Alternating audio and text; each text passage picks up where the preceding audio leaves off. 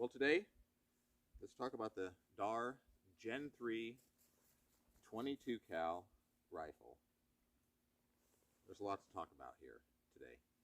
Let's get started. I bought this rifle maybe 6 months ago. Right out of the box, it was fine. I should say, for 2 days, it was fine right out of the box. It developed a leak, started leaking gas out of the barrel. So we're just going to get right down to the nitty-gritty of it. And I contacted New England Air Guns, where I purchased it. They told me to contact DAR. I emailed them. Within a few weeks, they emailed me back, asking me what I thought was wrong. I told them. They said, you want to send it back? And I was like, okay. And I explained to them that I had modified the stock. I added a Picatinny mount to the stock and screwed it and drilled it in there. And so I wanted to make sure that that wasn't going to cause an issue with warranty or anything. They didn't really respond back, but they asked me what I thought was wrong. I told them again, and then I believe I asked them if it was okay to take it apart. They said okay. I took it apart, and it was the poppet valve seat that was scratched. It has just a tiny little scratch in it. I'll probably show that to you, a picture of it. I got that DAR apart. That's why it was leaking. This is the poppet valve seat. Let me show you where the scratch is. Poppet valve and seat or whatever. See that scratch right there? It never happened. Right across where the seal ring is. Myself. That's what's making it leak. Sealed up. The gun shot good. It's got a little bit of beveling in there. Then a little bit later on, I'm gonna try to polish it somehow. Like the regulator's having an issue where it's not really regulating. So almost acting like a regular air rifle with no regulator, which is kind of a bummer. So hopefully I can get that resolved somehow. I haven't messed with the regulator at all. All I did was polish the poppet seat, which is like a brass seat inside there. This gun is all metal, by the way. I mean, all metal or wood. I mean, there is no plastic. It's a one-piece block back here. The Picatinny mounts fit. It's part of it. Metal shroud, baffles, tube, a metal Foster fitting cover, which is not. I don't think it had to be metal, but it is, which is good. A 1/2 and 20 thread protector for a moderator if you wanted to add one. It's not loud, you don't need one really, but you can. Makes it really quiet. The gauge is on the bottom. Like it's what I would call it its cousin, the Aracuda Max. It only has one gauge. No regulator gauge, just a pressure gauge for the tank. The side bolt cocking is smooth. It's not loud. This spins, kind of makes it even nicer cocking with that spinning. Inside of here, where the pellet seat is, it's brass too. It's nice. The magazine is metal, all metal. Easy to operate. We should shoot this gun. I think it won't shoot to what it probably could. And I'd like to say that I may have just a lemon. And maybe that's it. Maybe I should have just sent it back and just whatever happened, or I don't know. But I didn't, and I haven't. And so now that's what I'm dealing with. And I think if you got one of these that was in perfect operating order, you would be super happy, because it is very accurate, and it is very nice to shoot. It's not heavy. It did need a Picatinny mount, so you could add a bipod to it, which should come with all guns. You shouldn't have to add it, but it is what it is. Yeah, I think that's about it, guys, on showing it to you. Let me show you some more close-ups to it. Let's see if hopefully that gets you in the frame there. This is it.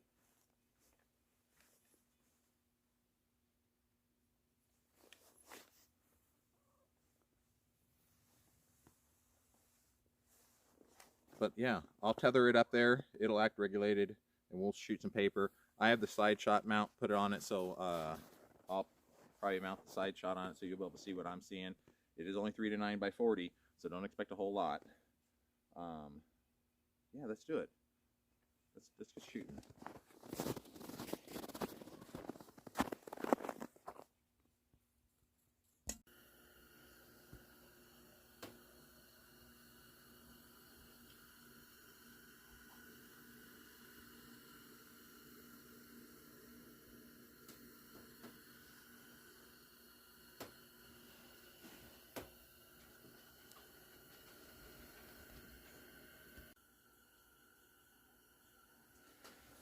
Hello everybody. All right, we got you on the side shot.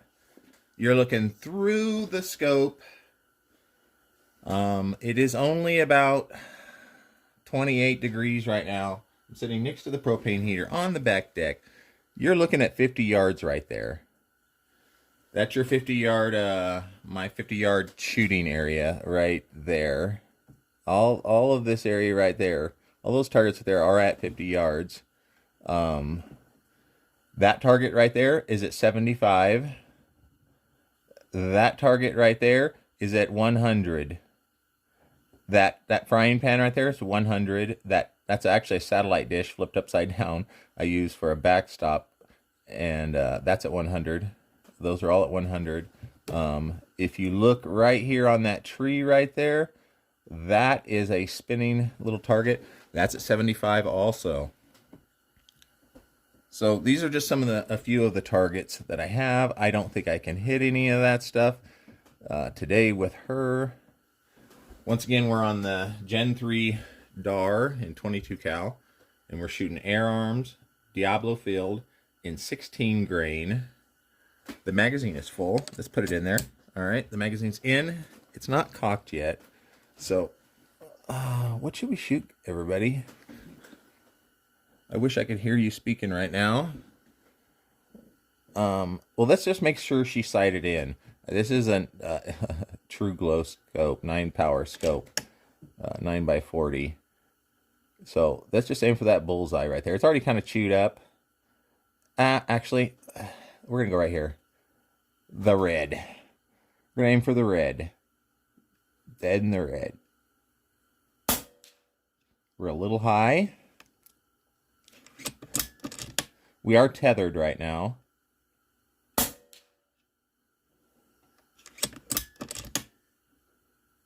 I'm just going to shoot off a few shots here. Well, I mean, it's not like it's a bad group or something. It's not a bad group. That is a good group. Even with this 9 power scope, I can see that looks like a good group. Wow. That is a good group. I don't care. It is. Oh. We're going to shoot this whole magazine right through that hole. Unless it messes up because I'm talking.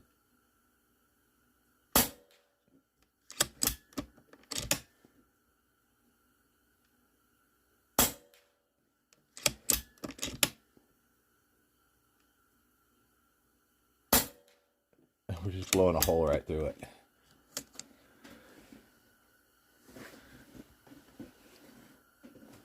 Yeah, we are just blowing a hole right through it. The magazine's empty, everybody. Give me one moment. I'm going to throw some pellets in there as fast as I can.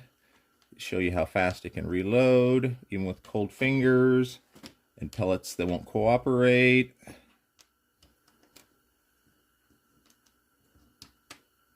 One more, I believe. I wish you guys could see us, but I don't have a second camera. All right, now that we blew a massive hole right there. It ain't a massive hole, but it's a hole. Let's shoot at something else.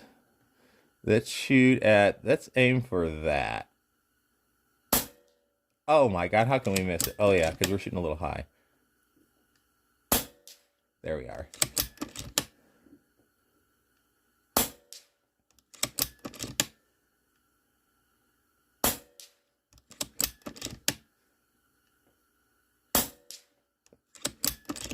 There's a smaller one up here.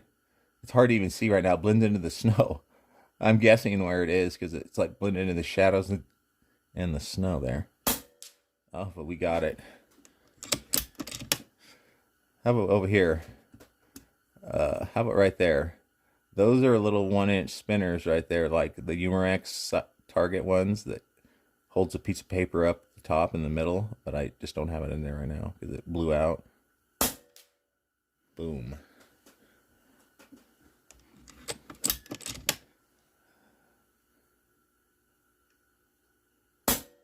Oh, I forgot shooting a little high. There. I mean, you know it's shooting straight when you can hit 1-inch spinners at 50 yards over and over and over again. This one is like, I don't know what size these are, but they're tiny. Oh, I better aim a little low. Oh, just grazed it. That magazine's empty. You know, one of the problems of shooting tethered is you shoot a lot, which means you go through a lot of pellets, and which means that you go through a lot of air. But if you're running a big tank, I don't know. I've never shot it empty, so I don't even know. I just, once it gets down to around 3,500 PSI, I can start tethering it to a few of my guns, and I will just use it for that. And I have a smaller one that I leave at 4,500 when I want to fill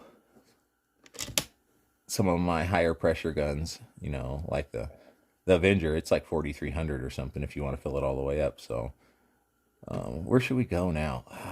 Let's see here. Where? Okay. Let's shoot some paper out there at 75. I know this is asking a lot for this scope, me, and a 16 grain pellet. Nah, it can do that. All right, I'm gonna aim for the. I'm gonna aim 1 mil dot on the red in the center, and see where it hits. Oh man, that shot 3 mil dots down. Now that could be because of the scope. This is only 16 grain. I don't even know how fast we're shooting right now. I mean, I've given up. I don't have given up, but I've given up right now to chronographing this thing and dealing with it. And I've just kind of put it in the closet. But I thought I'd show everybody this and then shoot it a little bit tethered because it is fun. Then, oh, and see, then that was 2 mil dots. All right, now hang on here. Let's go here. Let's go 2. We'll go down to 2.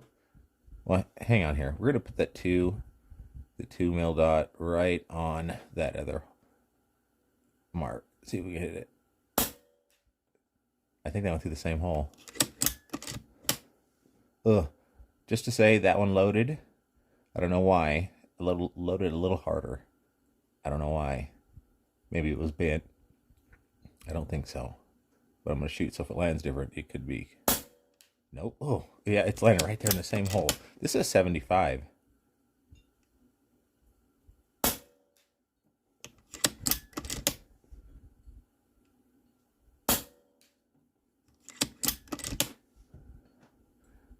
I wish I had another camera down there for you to see. All right, well, we know it's shooting now. Let's hit this 1-inch spinner over here. It's hard to see these mil dots even. They're tiny in the scope even, which is okay, I guess. All right, I think that's 2 mil dots. Boom. That's at 75 yards. A little 1-inch. There's a little tiny bird on top of that spinning target right there. It's a little bird on top and a little round thing on the bottom, which is I'm aiming at. Oh, crazy. It's so hard to see the little dot on the scope to keep target. Oh, yeah. That's pretty good. All right, I want to keep shooting with you guys. We're going to shoot out here at the 100 just to see. All right, that magazine's empty.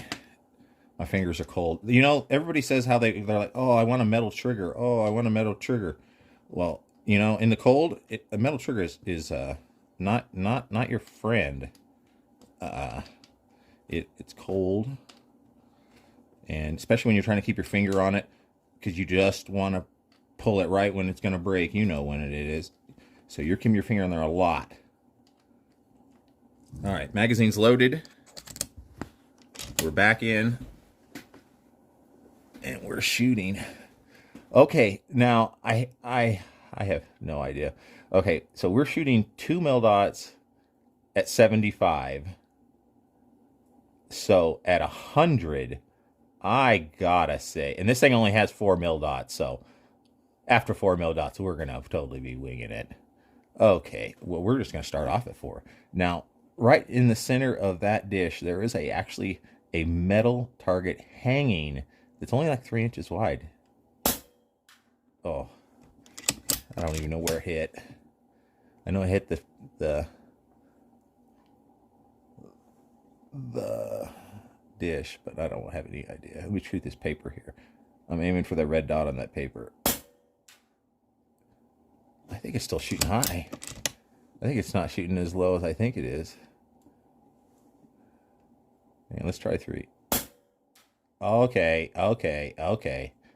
All right. This I seen where that hit. Hit at the lower right corner.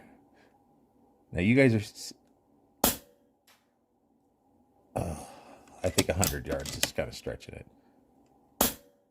Oh, it hit the same spot right there though. Twice. Let's go for that pan. Oh, at least I can see the pan. It's got enough.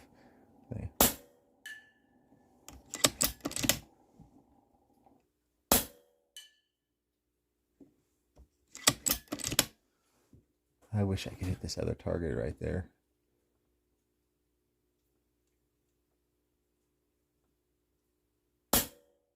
I got it. Yes. Thank you. I got it, actually. That's at 100 yards. See it swinging there? Oh, where were we? Right about there. Oh, got it again. You can hear it sound different.